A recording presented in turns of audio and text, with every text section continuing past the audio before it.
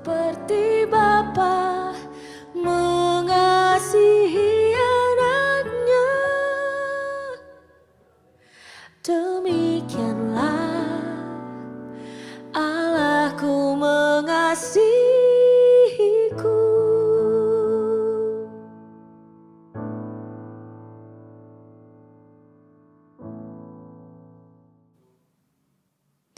Puji Tuhan, selamat malam. Kembali kita berjumpa dalam program Renungan Rohani malam hari ini untuk kita kembali merenungkan kebenaran firman Tuhan. Sebab itu kita akan memulainya dengan berdoa. Mari kita berdoa. Bapa yang baik, terima kasih untuk kesempatan saat ini kami boleh kembali ada di hadapan Tuhan di tengah-tengah kesibukan kami. Kami berhenti sejenak untuk kembali mencondongkan kehidupan kami kepada apa yang menjadi kerinduan Tuhan, yaitu bersekutu bersama-sama dengan firman-Mu. Dan kami percaya Roh Kudus-Mu akan menuntun kami melakukan semua itu dalam kebaikan Tuhan, dalam kemurahan Tuhan. Terima kasih Bapa yang surga untuk semua keadaan-keadaan yang kami boleh terima sampai saat ini. Dan biarlah saat ini menjadi saat yang terindah untuk kami boleh kembali menerima lagi nasihat dari firman Tuhan. Terpujilah Engkau kekal selama-lamanya. Kami berdoa dan mengucap syukur di dalam nama Tuhan Yesus Kristus. Haleluya. Amin. Ya, salam sejahtera buat kita semuanya. Dan malam hari ini kembali kita berjumpa. Satu sukacita yang besar untuk sama-sama kita terus kembali dalam merenungkan kebenaran firman Tuhan. Dan malam hari ini satu hari yang sukacita adalah bahwa bangsa kita menjadi tuan rumah G20, perhelatan besar dari kepala-kepala pemerintah negara-negara yang ada dan telah dengan luar biasa selesai pada hari ini. Dan slogan yang diusung pada acara tersebut menjadi satu hal yang menarik sekali untuk kita juga renungkan dari sudut pandang secara rohani, yaitu recover together dan recover stronger. Bagaimana kita pulih bersama-sama dan terus ada dalam kekuatan, terus bangkit lebih kuat lagi.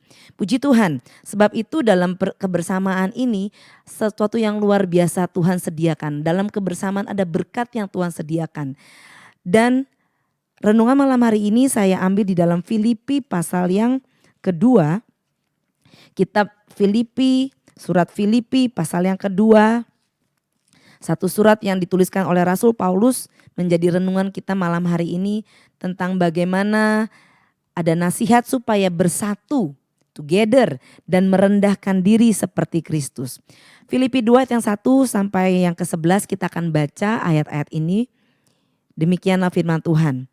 Jadi karena dalam Kristus ada nasihat, ada penghiburan kasih, ada persekutuan roh, ada kasih mesra dan belas kasihan.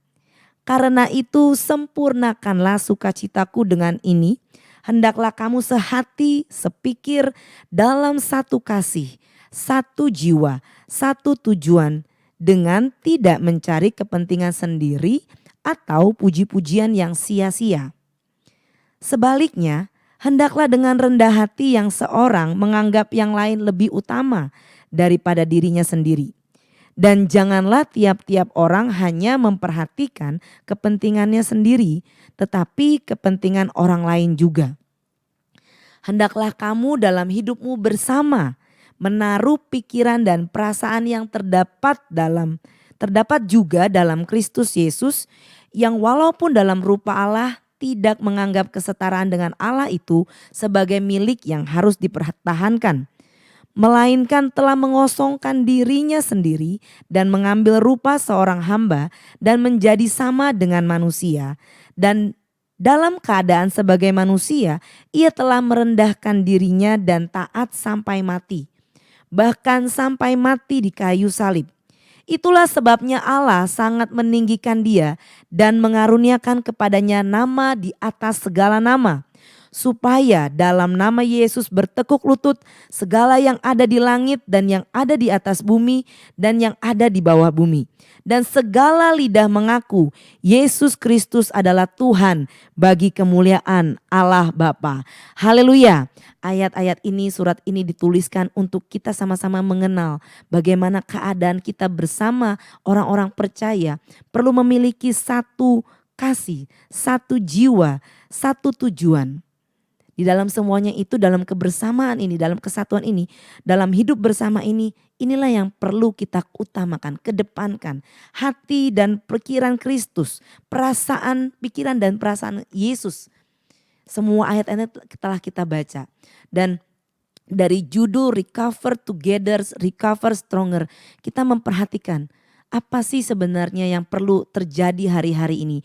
Bagaimana manusia perlu ada dalam kebersamaan untuk bahu-membahu, untuk tolong menolong, ya, memperhatikan tujuan-tujuan Kristus semakin nyata bagi gerejanya. Ini menjadi renungan malam hari ini ketika saya secara pribadi bersyukur untuk apa yang telah terjadi bagi negara kita. Satu sukacita menjadi tuan rumah dan dengan segala hal yang disuguhkan, ya, kita boleh melihatnya dari televisi, dari apa yang dapat kita perhatikan, luar biasa. Di bawah kepemimpinan Bapak Presiden Jokowi, bangsa Indonesia diajak untuk bersama-sama, ya, ikut menyambut berbagai kepala-kepala pemerintahan yang ada, ya, untuk memberi sambutan yang meriah, yang hangat, yang luar biasa. Oleh sebab itu ini yang menjadi perhatian kita. Dan dalam perenungan hal itu, setelah apa yang saya telah perhatikan, ada 3 poin penting yang menjadi perenungan malam hari ini, yaitu bagaimana kita dapat bersama-sama ada dalam keadaan terus dibaharui, terus dipulihkan sampai kembali kepada keadaan semula, segambar dan serupa dengan Tuhan. Yang pertama adalah bagaimana kita mengenal Tuhan. Dari ayat-ayat yang tadi kita baca, bagaimana Tuhan menjadi satu teladan yang luar biasa, dan pengenalan kita kepada Tuhan ini yang perlu kita banggakan, seperti bangsa Indonesia dalam segala suguhannya, ya, menampilkan sesuatu yang luar biasa, budaya-budaya yang hangat dari Indonesia ditampilkan, ya, untuk ada dikedepankan di mata dunia. Demikian pengenalan kita kepada Tuhan akan membawa kita membawa Tuhan yang besar itu menjadi satu yang kita banggakan. Mazmur pasal 46 ayat ke-10, satu ayat firman Tuhan, betapa kita mau mengenal, mau memperhatikan Allah yang luar biasa. Ya, dikatakan Mazmur pasal 6 yang Mazmur pasal 46 ayat yang ke-11. Dikatakan diamlah dan ketahuilah bahwa akulah Allah. Aku ditinggikan di antara bangsa-bangsa, ditinggikan di bumi. Ya, satu tujuan yaitu meninggikan nama Tuhan. Satu kebanggaan karena pengenalan kita kepada Tuhan. Ini yang kita mau kedepankan dalam hidup bersama, bukan tentang kepentingan diri sendiri, tapi bagaimana kepentingan Tuhan karena pengenalan ini pengenalan akan Tuhan ini, ya, membuat kita dapat sama-sama menghadapi segala sesuatu dengan kuat. Kita tahu Dia Allah yang luar biasa, ya. Ketahuilah Allah yang ditinggikan di seluruh bumi. Semua di ayat yang tadi Filipi 2 tadi dikatakan semua lidah akan mengaku Yesus Kristus adalah Tuhan. Oleh sebab itu mari sama-sama dalam merenungkan malam hari ini firman Tuhan. Ini yang perlu kembali, ini yang perlu dipulihkan kembali, bagaimana pengenalan kita kepada Tuhan. Oleh sebab itu bagaimana kita akan mengenal Tuhan? Satu renungan di dalam Amsal pasal yang kedua, bagaimana kita harus mencari Tuhan sungguh-sungguh, ya. Dia hikmat kita menghadapi segala tantangan dunia ini. Mari kita baca Amsal 2 yang pertama sampai ayat seterusnya, ya. Hai anakku, jikalau engkau menerima perkataanku dan menyimpan perintahku di dalam hatimu, sehingga telingamu memperhatikan hikmat dan engkau mencenderungkan hatimu kepada kepandaian. Ya, jikalau engkau berseru kepada pengertian dan menunjukkan suaramu kepada kepandaian. Jikalau engkau mencarinya seperti mencari perak dan mengejarnya seperti mengejar harta terpendam, maka engkau akan memperoleh pengertian tentang takut akan Tuhan dan mendapat pengenalan akan Allah. Karena Tuhanlah yang memberikan hikmat, dari mulutnya datang pengetahuan dan kepandaian. Ia menyediakan pertolongan bagi orang yang jujur, menjadi perisai bagi orang yang tidak bercela lakunya, sambil menjaga jalan keadilan dan memelihara jalan orang-orangnya yang setia. Maka engkau akan mengerti tentang kebenaran, keadilan dan kejujuran, bahkan setiap jalan yang baik. Karena hikmat akan masuk ke dalam hatimu dan pengetahuan akan menyenangkan jiwamu. Kebijaksanaan akan memelihara engkau dan kepandaian akan menjaga engkau supaya engkau terlepas dari jalan yang jahat dari orang yang mengucapkan tipu muslihat, dari mereka yang meninggalkan jalan yang lurus dan menempuh jalan yang gelap. Satu kondisi bagaimana kita mengenal Tuhan, mencari Tuhan dengan sungguh-sungguh. Inilah yang menjadi bersama-sama kita mau mengenal Tuhan. Recover together, recover stronger. Menjadi lebih kuat dalam pengenalan kita kepada Tuhan. Yang akan menjamin kehidupan kita di tengah-tengah keadaan-keadaan yang tidak menentu. Dunia dalam acara tersebut G20 ini adalah satu acara untuk memikirkan ya bagaimana bersama-sama menolong pemulihan ekonomi dunia. Tapi sama-sama satu hal yang lebih juga cukup penting untuk kita perhatikan. Bagaimana pengenalan kita kepada Tuhan yang menjamin keadaan kita dapat kita terima. Oleh sebab itu poin yang kedua, ketika kita mengenal Tuhan dengan sungguh-sungguh kita akan mengerti bahwa kita perlu menjadi tawanan roh itu. Ya, satu keadaan yang tidak menentu mungkin kita dapat mencoba mencari cara ini dan itu. Ya, tapi di dalam Kisah Rasul pasal 20 kita mendorong dalam renungan malam hari ini supaya lewat pengenalan kita kepada Tuhan kita akan mampu menjadikan hidup kita satu tawanan roh. Satu tujuan ilahi, pikiran dan perasaan Kristus yang terus kita mau kejar, kita mau saksikan, kita mau nyatakan. Kehidupan kita menjadi tawanan roh dengan kepentingan, bukan kepentingan diri sendiri tapi kepentingan Tuhan. Kisah Rasul 20 ayat 22, satu yang Paulus teladani ya. Di ayat yang ke-22 dikatakan, tetapi sekarang lewat pengenalan Paulus ya, saya percaya ayat ini akan muncul dan demikian juga untuk kita semua. Tetapi sekarang sebagai tawanan roh, aku pergi ke Yerusalem dan aku tidak tahu apa yang akan terjadi atas diriku di situ. Selain daripada apa yang dinyatakan Roh Kudus dari kota ke kota kepadaku, bahwa penjara dan sesara menunggu aku.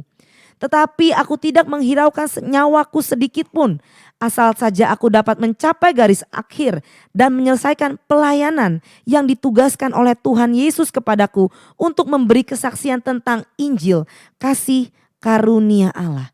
Supaya nama Tuhan seperti apa yang Filipi katakan tadi ayat yang terakhir ya, dikatakan supaya nama itu, nama Yesus ya, kehidupan kita sama-sama kembali kepada gambarannya yang semula. Serupa dan segambar dengan Tuhan untuk kita menyatakan kemuliaan Tuhan. Inilah poin yang kedua, bagaimana pengenalan kita akan membawa kita menjadi orang-orang yang sanggup ada dalam tawanan sebagai tawanan roh tanda kutip ya. Bukan arti terbelenggu, tapi kita mengerti kepentingan-kepentingan Tuhan yang perlu dinyatakan.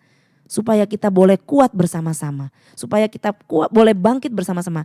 Ada dalam melangkah bersama, melayani bersama sampai nama Tuhan dimuliakan. Dan yang ketiga, ya sampai kembali kepada keadaan yang semula dalam kita perhatikan dalam 2 Korintus pasal yang ketiga. 2 Korintus pasal yang ketiga. 2 Korintus pasal yang ketiga ayat yang ke-16.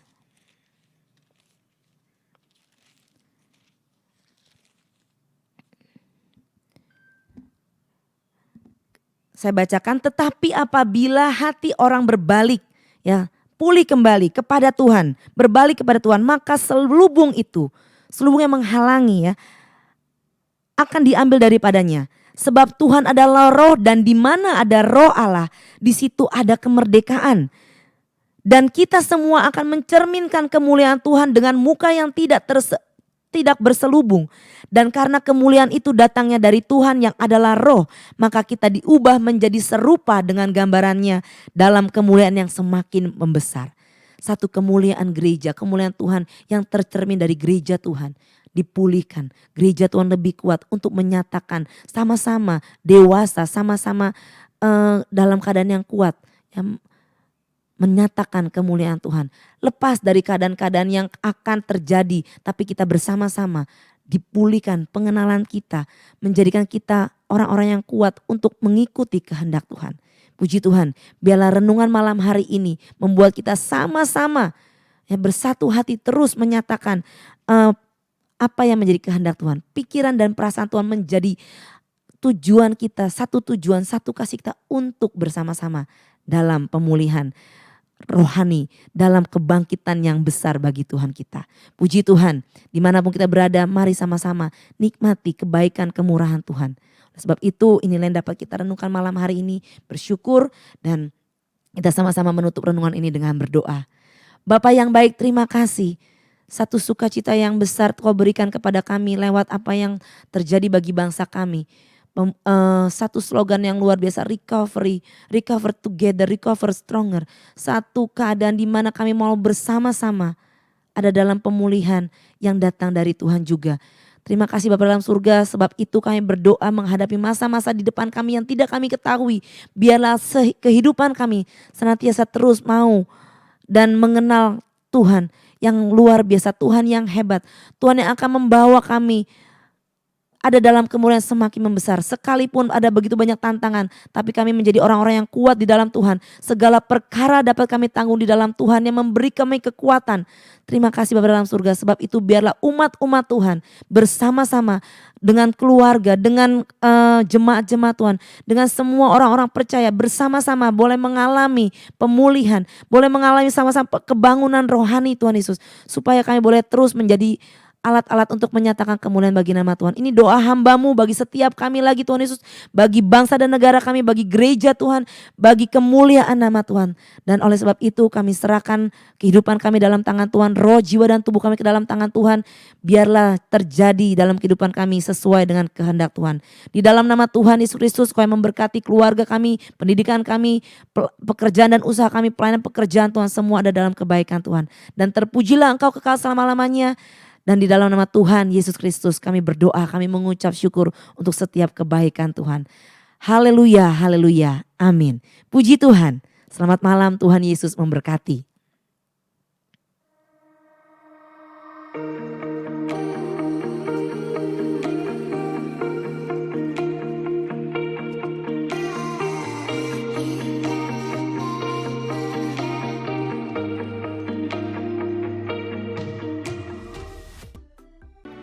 Gerejaku adalah rumahku.